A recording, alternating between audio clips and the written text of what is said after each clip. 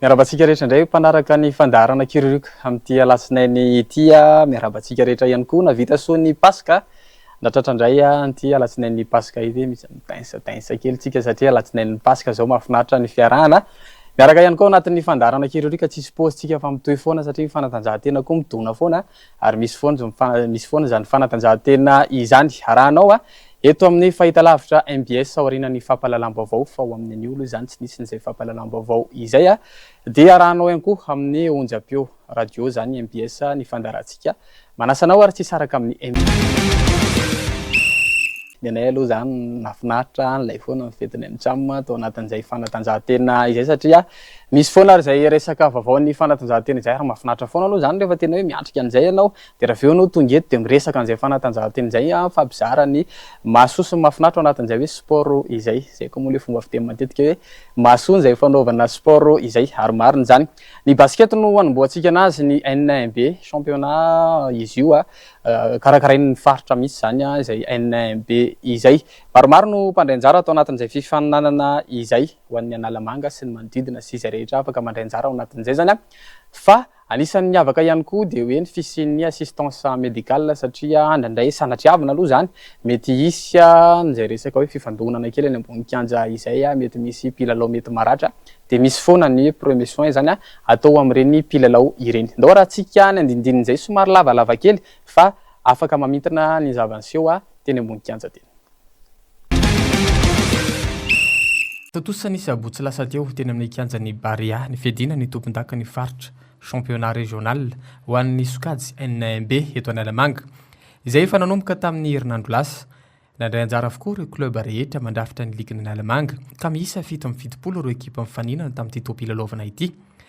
Ny fikarakarana izao fifaninanana izao dia manamarika ny fahavonona ny ligny Analamanga ampiroborobo ny taranja basket eo anivon'ny faritra. Tanjona amin'izany dia nanomezana sehatra ireo ekipa sy mpilalao aneo ny talentany hanatsarana ny ahavo ny fifaninanana ary indrindra ny tediavana ireo club mendrika hiakatra amin'ny dingana ambony kokoa.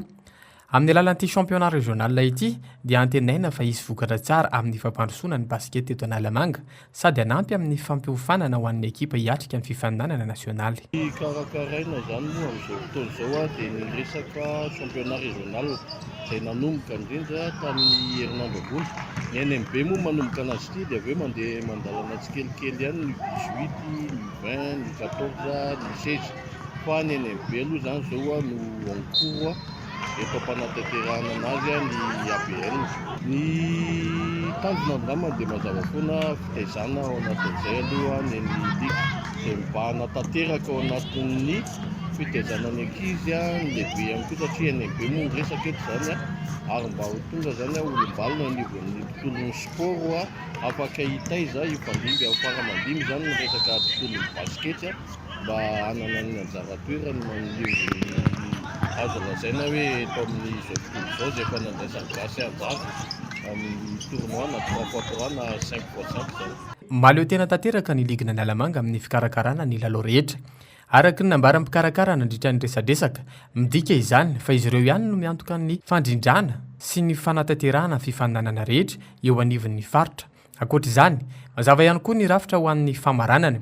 Ireo ekipa efatra tafakatra amin'ny dingana famaranana dia mahazo avy hatrany ny tapakily hiatrika ny championnat national.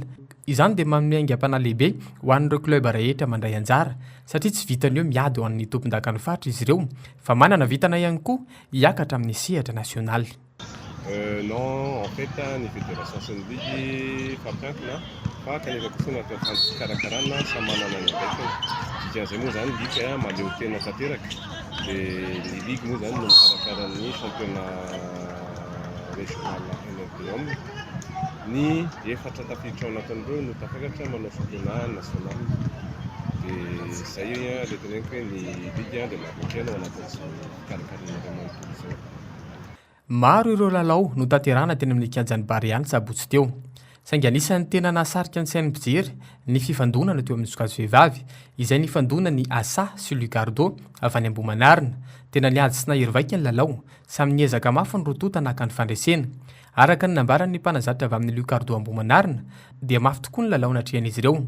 No amafisa ny fanahitana fifaninanana entitra sy fahaiza-manao avo avy amin'ny rotota ny lalao ka tsy mora nazahoana ny vokatra. mampiseho izany fa mihamafy hatrany ny ahavon'ny basket vehivavy eto Analamanga ary manome toky fa mbola isy ny lalao mahaliana sy mampientanetana hatrany mandritra an'ity championnat régional ity. Ny fahitako an'ilay lalao aloha amin'ny première match anazy mbola somary enjakenjana kely. Moko ny adversaire tsy mafy fa tsy hoe maivana tokoa zany asa zany ny adversaire mafy.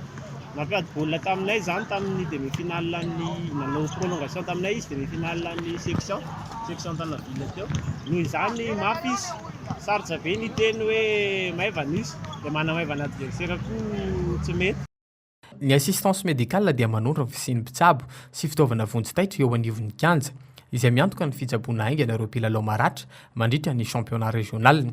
Zava-dehibe ny fisian'izany satria miaro ny fahasalaman'ny mpilalao mandritra ny lalao, manome fitsaboana vonjy-taitra raha sanatrika misy ny ratra na loza tampoka ary miantoka ihany koa fa afaka mitohy am-pilaminana ny fifaninanana. Ny assistance médicale zany nanomboka tamin'ity vao effective ny commission médicale eto anivon'ny ligue Analamanga basketball. Dia ny atao mandray atanana ny mpilalao rehetra sy izay maratra rehetra na mijery koa raha ohatra ka misy olana dia raisina tanana daholo l'équipe zay amin'izay. Zany hoe aparan'ny licence ve zany izy ty aparan'ny assurance ana ligue ve zany izy ty sa hoe mitambatra aparan'ny assurance ny ligue aparan'ny assurance ny ligue izy ty mandray tanana ny zay marary eto ny assurance hafa fa eto rehefa eo izy maratra eo dia raisina tanana raha ohatra hoe misy kika misy tapaka misy ohatr'izany dia raisina tanana arakarak'izay eo ny eo. Ho an'ny mpandray anjara ho an'ny spectateur raha ohatra ka misy ny mpitsabo mandray tanana zay maratra rehetra fa tsy mifidy. Ireto avy mivoaka-dalao ny sabotsy lasa teo teny amin'ny kianjan'ny Baria tao anatin'izay championnat régional NMB Analamanga izay. AVBS, AST 7-30, 10-30. NEB, LSPM 7-70, 2-70. SMBC, COSFA 10-70, 2-70. NBTOL, ASTAR 9-70, 2-20. NBTOL CBA 2-50, 7-70. KBB ASA 10, 7-30. CBI LWV 9-20, 10-20. LWV Gamanta BC 7-10, 10. Japumbada ABB1 10-10, 2-70. ACA SLB 7-70, 10-30. AST Shark 1, 7-20. Lucardo AVBS 7-20, 2-10. Lucardo ASA 7, 2-30. FBC SAEA 2-10, 1-70. Dynamis SAEA 7-30, 2-10. BCR ABB2 10-20, 7-10. NHPS E2BF 10-70, 7-10. CEPA TGS 7-30, 7-20.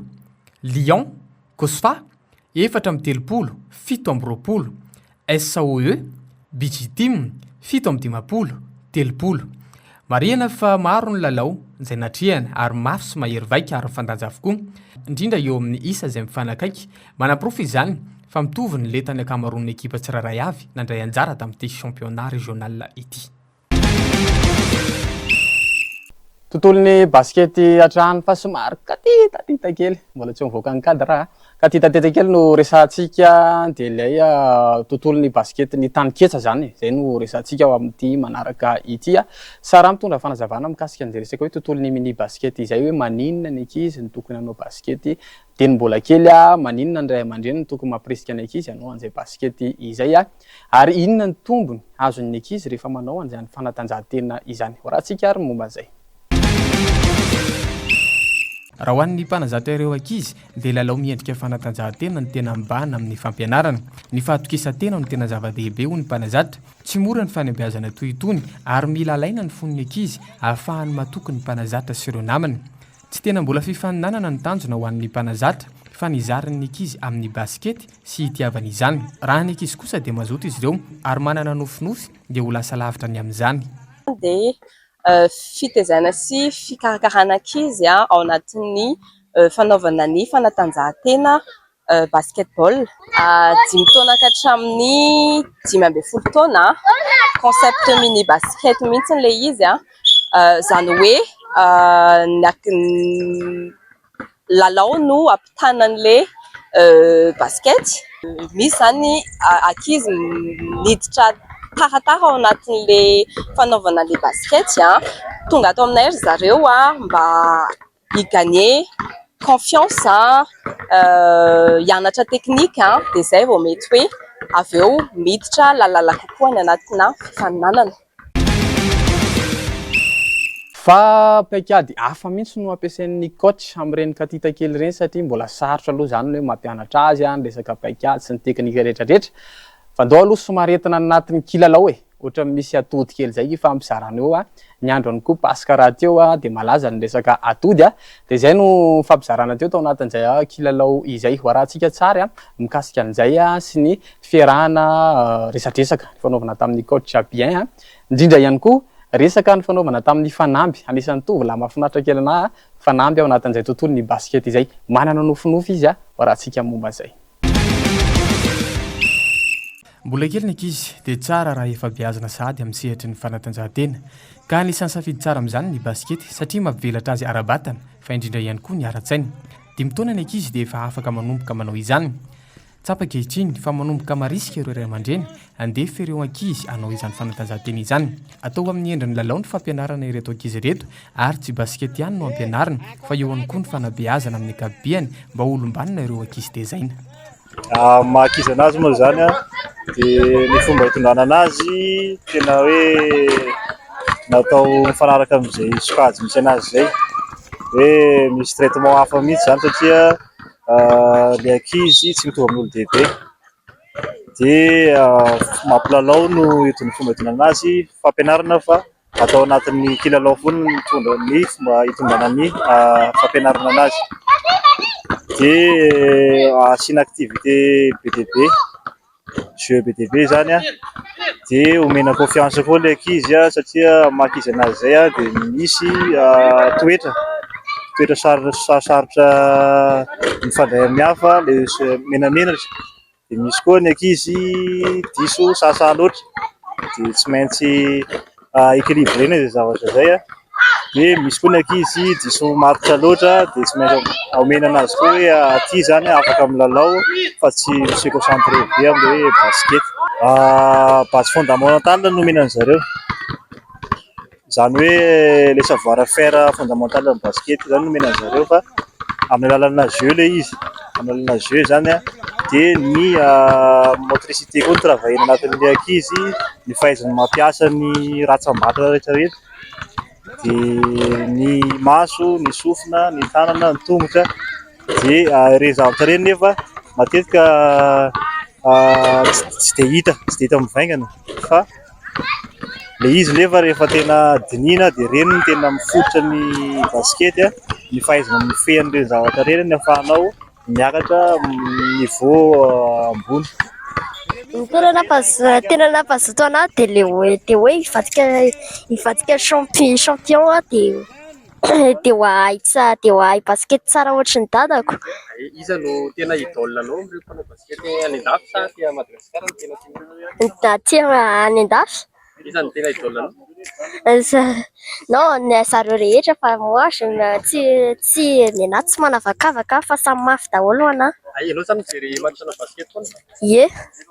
Dia mazoto be zany rehefa hoe journée entraînement aty? Indraindray fa rehefa ilay marary dia indraindray kamo be. Iza no ampirisikanao hanao an'ilay entraînement aty ray aman-dreny sa dada sy neny sa hoe ianao mihitsy Izaho mihitsiny. Ohatran'ny ahoana fiarahana amin'ny ambiance miaraka amin'ny ankizy ato dia mahafinaritra miaraka amin'ny coach dia mahafinaritra zareo? Mahafinaritra daholo fa misy ilay somary tsy mahazo tsara dia indraindray sarotsarotra zareo. Ianao zao inona postinao? U10. U10 dia inona postinao ambony terrain? Sa mbola tsy tsara zay rero. Mbola tsy nisara. Mbola. Tsy adino mihitsy ny PFL rehefa miresaka an'izany tontolon'ny fanatanjahantena izantsika. Andro faha 20 zao ny PFL amin'izao fotoana izao nisy ny fifandonana teo amin'ny LGK Plus sy ny Disciple FC. LGK no napetrano, nafinaritra ny lalao, mafy ny dona. LGK Plus no natafiditra ny baolina voalohany. Avy eo nefa Disciple FC nanasahala tao anatin'izay isa izay. Zany hoe nisaraka raisaray zany ny lalao teo amin'ny Disciple sy LGK Plus. Ndao raha tsika ny resaka ny fanaovana tamin'ny mpanazatra. Tafiditra amin'ny andro faha 20 ny PFL, niady koa ny lalao teo amin'ny LGK Plus miakanjo fotsy sy ny Disciple FC miakanjo manga. Lalao izay nitaterahana teo amin'ny kianjan'ny LGK Plus Stadium ny alakamisy teo. Teo amin'ny minitra faha-70 natafiditra ny baolina voalohany lalàna mpilalao ny LGK Plus ary no sahalainy dahery teo amin'ny minitra 4:70 mpilalao ny Disciple FC. Tsara ny endri-dalao naseho ny LGK Plus ny mpanazatra, nefa kosa mbola nisy ireo tandrevaka ka natonga ny isa ho sahala. Isany koa ny lalao teo amin'ny Antimo Record sy ny Mama FC izay nisaraka tamin'ny isa Rainoro izay nivoaka ho mpandresy ny Mama FC. Niady koa ny lalao tsara tombony Disciple tamin'ny voalohany satria sahiragirana kely zay tamin'ny voalohany. Rehefa nandeha le baolina hitana ihany atony point fort ny Disciple ezaka nanamboatra zay satria tamin'ny voalohany le divezan'ny Disciple tena mandeha be nanana masahirana kely. Rehefa tafapelaka tsara teo amin'ny toerana dia tafera afaka nanohatra tsara. Hitako hoe samy nanao nanany sy ny mpilana, samy nanao zay moa amin'ilay mampiatrano dia ezaka nanome maximum na ilay mpilalao angamba ilay mpilalao efa mpiady daholo no nampanoana. Azanona zany efa tarika zay tamin'ny zaray fa hitako ihany hoe sy tandrevaka teo amin'ny minute deranay nahafahana masahala. Nefa effort mafy be nataon'ny mpilalao na hijanona fatesana. Sahala nisy samidika izany fa mafia izay fifandonana sy lalao izay. Eto kosa dia hoarantsika hoe ohatrany ahoana ary ny fomba fahitan'ny mpilalao ny zavanseho teny ambony kianja teny. Samy nanana ny fomba fijery ny mpilalao rotota, tanjona tokana ihany moa dia ny mpandresy amin'ny lalao atao. Nanome ny tsara indrindra izy ireo ary raisina ho lesona izay leso ka tsy nentina atao. Nisaraka tamin'ny azy sahala ny rotota ary efa samy manomana sahady ihany koa ny lalao manaraka indray. Mafy aloha le lalao fa eny tsy tena hoe afa-po zay fizaram-potoana voalohany tsy nahafa-po lalao nataonay fa teo fizaram-potoana faharoa vao niezaka nanarina an'le lesika.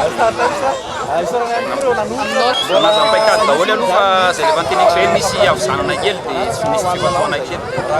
Sitrapo moa zany dia hoe rehefa lalao dia mivoaka mpandresoa nefa ny saraka tsara ny lalao dia isorana foana ny ambony. Iny vokatra amin'iny dia isorana mihitsy.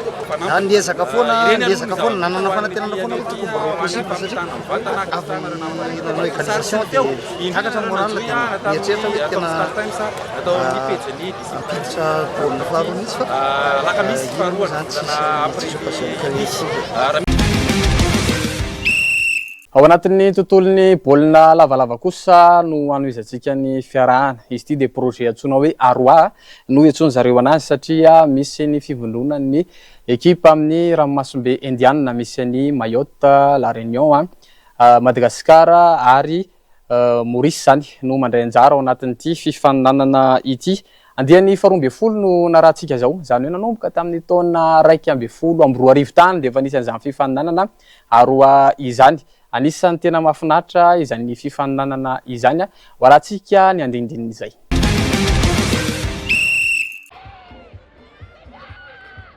Rugby Festival Aroa 2022 fotoana lehibe ho an'ny rugby eto Antananarivo.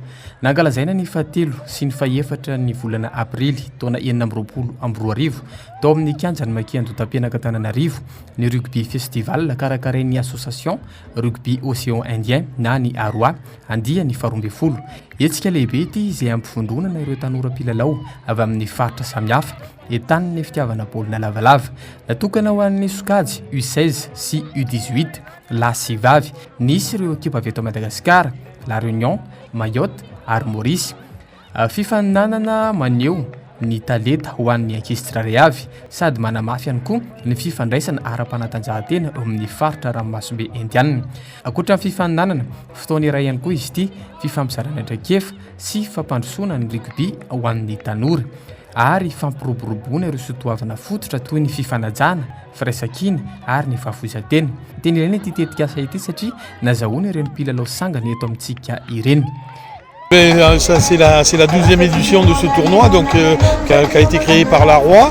On est, comment dire, je suis très heureux déjà d'être à Madagascar et de voir un petit peu l'engouement qu'il y a sur ce tournoi et surtout que bon, dans le cadre du développement de la région, on s'aperçoit que ça fonctionne très bien puisque là on a le niveau monte à chaque édition, donc ça c'est super.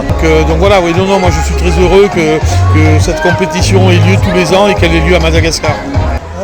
Atsika eto Madagasikara ihany koa vokatra manaraka dia ireo le ankizy manao championnat ambony eto Madagasikara ireo amin'izao na 15 ary dia nandalo tamin'ny tetikasa io daholo. Ho an'ny La Réunion anisan'izay hoe Jordan Sefo zay mpilalao rugby asetin'ny France zay vao La Réunion mivoaka tamin'ny projet io. Malagasy La Réunion no anisan'ny tena hoe manjakazaka ao anatin'ity fifaninanana ity. Izaho aloha zany dia tena nanatry maso fa tena goavana ary zalahy ngeza ary tena mery mandeha indrindra ho an'ny atleta malagasy tena hoe mahavariana hoe zandrikely 12 taona, zandrikely 19 taona fa tena sapebe sady tsy mety reraka mihitsy amin'ny sisiny iny eny matanjaka lisany tonga dia misapotsika. Dia anisan'ny hoe mavelom-bolo zany ho an'ny coach José hoe ny zandrikelyntsika zany fa tena hoe mafy be anatin'izany tontolony baolina lavalava izany. Mila mafisina nefa satria rehefa miakatra ny taona dia mafy ihany koa ny adversaire ary tsy voatery ireo mifandona tamintsika ireo no ifandona amintsika manaraka fa mety hoe ekipa hafa tena hoe mafy be mihitsy dia zay le mila hoe amafisina foana. Ho an'ny La Réunion dia somary manana tombony izy amin'ny lafiny etomanana sy ny zavatra misy any amin'izareo satria efa tsara be ny azy ny famolavolaina ireo katita ireo ary matetika La Réunion dia mamoaka mpilalao baolina lavalava makany France foana fa isika somary mbola sahirana ao anatin'izay etomanana izay. Rahantsika ny resadresaka ny fanaovana tamin'ny José. Azo lazaina ho manjakazaka ny malagasy amin'ity fifaninanana ity araka ny lazain'ny coach dia tsara sy mavelom-bolo no avin'ny rugby malagasy ambony le tan'ireo ankizy raha oharina eto amin'ny ranomasimbe indianina dia mitazona ny lohany isika. Maro nefa niezaka sy fanatsarana tokony atao satria rehefa mitombo ny taona mitombo ihany koa ny sehatra amin'ny fifaninanana mihamafy ny lalao. Fihany mila raha maso akaiky ny zandrikely ary mila tohany amin'ny lafiny rehetra ihany koa. Ny fahitako an'ilay lalao hita hoe tsy natohatra an'ilay joueur ihany le adversaire. En plus koa nanaraka consigne tsara zalahy hoe mamompo baolina dia tanteraka le izy. Ny tsiko zao tsara misy zany le misy ohatr'izao tournoi zao mba ahafahantsika mity ilain'le relève indrindraindrindra fa mety ho tsara tsika rehefa afaka fotoana fo eo. Ao anatiny daholo zay ny adversaire zany tao ihany koa le tsy dia natohatra an'le joueur antsika moa tsika koa fa mba misy azo tsapahitanana any le niveau antsika mba miakatra moramora. Raha no avy aloha amin'reto zandrikely reto dia azo lazaiko hoe manana no avy le ankizy fa mila jerena tsara akaiky zany le rony mila raha maso. Ny tiako tena zany raha ohatra zao izy 16 dia mba monty 18 ndray après dia mba monty top 20 iny 20 ndray après dia mba manana no avy tsika eto Madagasikara. Eto ndray kosa ny filohan'ny malagasy rugby dia manao antsoavo ny tokony fiarahana miasa, fiaraha-mientana, firaisan-kina ho an'ny rehetra tsy ankanavaka entina ampandrosoana ny tontolon'ny baolina lavalava izay. Ndresaka kely ihany koa ny filohan'ny malagasy rugby fa mbola misy trosa be ananan'izy ireo amin'ny fanjakana zany ka mila efainy zany entina ampandrosoana ny tontolon'ny baolina lavalava. Ndao rahantsika ny momba izay. Raha nambarany filohan'ny malagasy rugby dia tena zava-dehibe ny fandraisana anjara amin'ny fifaninanana tahaka itony satria manazatra ireo ankizy amin'ny fifandonana amin'ny sehatra iraisam-pirenena. Tsy sanatria fandanimpotoana hoy ny filoha fa misy tanjona mazava, manao antsoavy ihany koa ny filoha fa mila tolo-tanana sy firaisan-kina ny rehetra ho an'ny fampandrosoana ny baolina lavalava. Laza ihany koa izy fa misy ny trosa izay tokony ho alohan'ny fanjakana izay mbola takian'izy ireo hatramin'izao satria misy fetraka angoavana eo amin'ny fanatsarana ny baolina lavalava izany. Anisany motiver ny ankizy koa zany hoe manao compétition internationale foana zareo zany mandrapahatonga azy ho senior dia izay anisany tena motivation. Zay ny tsy fantatry ny tsika gasy mihitsy ary ndraindray tsy mahita an'izany hoe sao verina fa manao an'izao zavatra zao manao an'izao compétition zao ne misy fanomanana ane zao mihitsy na ireo atsika ireo ary efa ny tena hoe nanomana nitanareo le éliminatoire ny Jeux olympiques de jeunes le atao any Sénégal ary efa nieritreritra hoe mba voalohany eto Afrika zany no any Sénégal ny Jeux olympiques de jeunes kanefa de tsy nisy fandraisana anjara io zany tsy hainay fa au niveau ny ministère en jeunesse ny comité olympique ny Union africaine no karakara ny fa de au dernier moment zany de fana zay mahatonga ny hoe ambony be le niveau atsika satria efa tsika zany nanao préparation foana zany atsika zany nalana vavy zany ao anatin'ny 4 premiers aty Afrique afa-tsy ny rugby à 15 lehilahy ihany no 8e zany tsika zao marina moa zany de mazava be io zany tsy hoe vitan'ny resaka siany io fa resaka vola mihitsy io ary tena mahitsy be amin'ny teny anareo fa any amin'ny ministère en jeunesse et sport zany zao mbola misy tsosan'ny malagasy rugby any amin'ny 1 milliard 700 millions d'ariary any io zany vola tokony am'le subvention am'le fivoahana ny ivelany reny de rehefa tsisy moa zany vola de mazava ho azy fa miantoka foana ny malagasy rugby ary hatramin'izao moa de tena betsaka ny tsosana malagasy rugby zany amin'ny fournisseur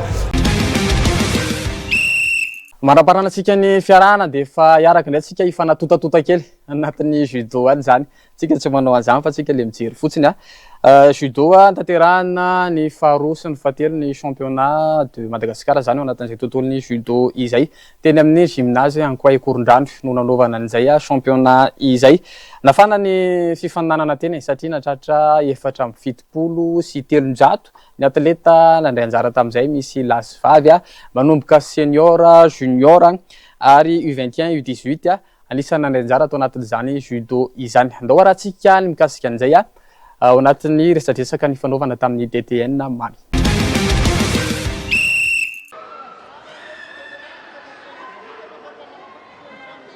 raha ho an'ireo atleta dia nahafapo ny fikarakarana na nisy tamin'izy ireo aza ny taraina tamin'ny fomba fitsarana satria nanova betsaka ny vokatra sy ny moralin'izy ireo izany ny fiadinany tompon-dakan'i Madagasikara ho izy dia sehatra iray ahafahana mampiseho ny fanazaran-tena mafy sy ny fikelezanaina nataon'izy ireo izay porofona amin'ny vokatra sangany sy mananatrakefa avokoa ny mpifaninana ka mila fifatoana tanteraka izany ka tanjon'ireo atleta ny tompon-dakan'i Madagasikara ary ihany koa reharehan'ny firenena rehefa miatrika ny fifaninanana iresa-pirenena. Championnat de Madagascar dia ao anatin'ny compétition critère misy anankitelo manko izy zany eto anivon'ny fédération malagasy de judo dia ity compétition ity zany azahoan'ny atleta point sy classification amin'ny échéance internationale miandry amin'ity taona ity. En détection ny atleta dia miandry tapitra mihitsy aloha ny compétition dia voaka ny résultat voaka ny statistique dia ao aorianan'izay zay vao manao ny classement ny aty anivon'ny fédération. Tokony tsy mifampivondronana satria misy ny tompon-dakan'ny Afrika izay miandry amin'ny farany volana avril. Ny championnat moa zany amin'ny championnat national anazy dia azo lazaina hoe miakatra miatsara foana isaky ny compétition na dia mbola maro ara zavatra tokony mbola hatsaraina fa zay indrindra moa zany amin'ity compétition voalohan'ny olympiade ity dia isan'ny napetraky ny fédération ny ampiakatra ny niveau technique ny tsirairay avy amin'ny alalan'ny zay mety ho fampiofanana ny coach sy ny arbitre. Nahafapo ny fikarakarana hoy ny mpilalao sy ny atleta eny somary nisy ihany moa zany nitaraina taminay fakahita taminay dia hoe inona ny zava-miseho dia hoe malahelo ny fonay fa nisy ohatrany fitingilanana kely tanatin'ny fitsarana sy ny sisa dia nanova ny moral anay sy ny sisa dia niesak'izay mifampiresaka hoe ahoandao raha toy ifampiresaka dia samy manana ny fomba fijeriny moa zany ny tsirairay fa eto kosa iantsa iresaka amintsika ny fomba fahitany an'ilay fikarakarana sy ihany koa nazahoany an'izay vokatra anisany nahafapo anazy zay. tompon-daka ny Madagasikara 2024 mafana ny fifaninanana tao Akorondrano nisokatra tamin'ny fomba ofisialy ny faharoa sy ny fahateron'ny volana aprily tao amin'ny gymnase Inkoay Akorondrano ny fifaninanana tompon-daka ny Madagasikara judo 2024 nafana tokoa ny fifaninanana ny maraina dia efa maro ny mpanohana ny mpakafy ny taranja judo ary indrindra ny mpifaninana sy ny mpanazatra nameno izany anisan'ny fotoana andrasan'ny maro ny championnat de Madagasikara Antananarivo no nandray ny hetsika izay nampivondrona judoka miisa 477 avy amin'ny klioba 720 manerana ny nosy ahitana sokajy maro toy ny senior U21 U18 ary ny U15 lahy miisa 700 ary vavy 220 nampisehoana avy ny fifaninanana ny ady nasion'ireo atleta miaraka amin'ny herim-po sy ny fahavitriana avoleta maneho izany mazava-dehibe ity fifaninanana fiadina ny tompon-daka nasionaly ity tsy ny azo amboara ihany ny tanjon'ireo mpifaninana fa koa ny hiditra ao anatin'izany sangany judo malagasy izany efa manomana sahady ihany koa ny amin'ny tompon-daka ny Afrika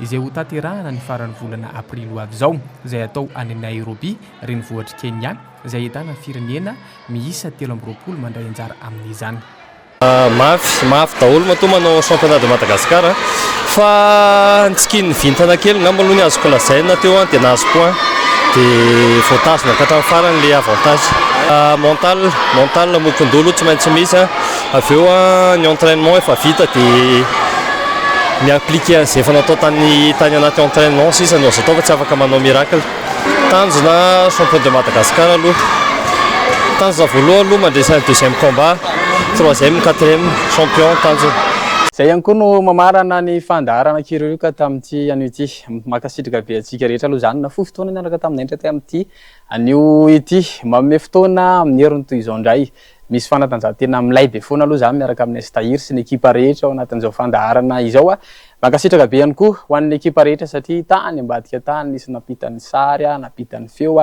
na ny tamin'ny radio izany na ny teto amin'ny télé dia mamerina ihany koa ny fisaorana antsika rehetra niaraka taminay tamin'ity anio ity aza misaraka amin'ny MPS sary